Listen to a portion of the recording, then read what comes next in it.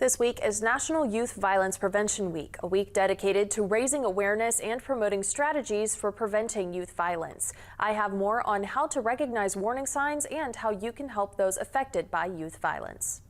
National Youth Violence Prevention Week will be taking place from April 28th to May 2nd this year. National Youth Violence Prevention Week is a week dedicated to raising awareness and promoting strategies for preventing youth violence before it occurs. According to Amy Phelps with the MOV Health Department, this Awareness Week was founded by the Students Against Violence Everywhere Club, an initiative of the Sandy Hook Promise, a national nonprofit organization founded and led by several family members whose loved ones were killed in the mass shooting at Sandy Hook Elementary School in 2012. While the biggest focus of the Awareness Week is to bring attention to youth violence in serious circumstances like school shootings, there is also a focus on bullying and the effect it can have on those affected by it. Everybody always, of course, concentrates on school shootings because we hear so much about them and they're so horrific.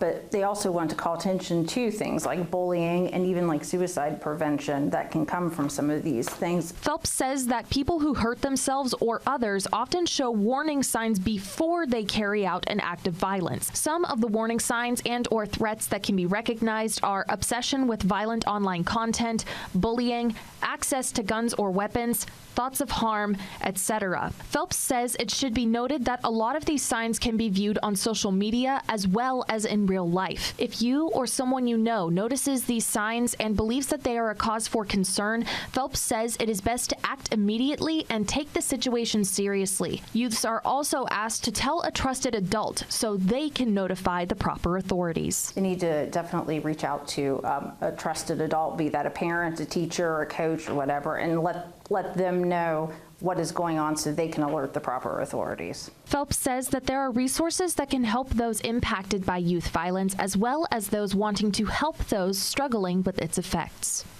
There's a lot of resources on the sandyhookpromise.org website to kind of help walk parents and teachers through that kind of thing.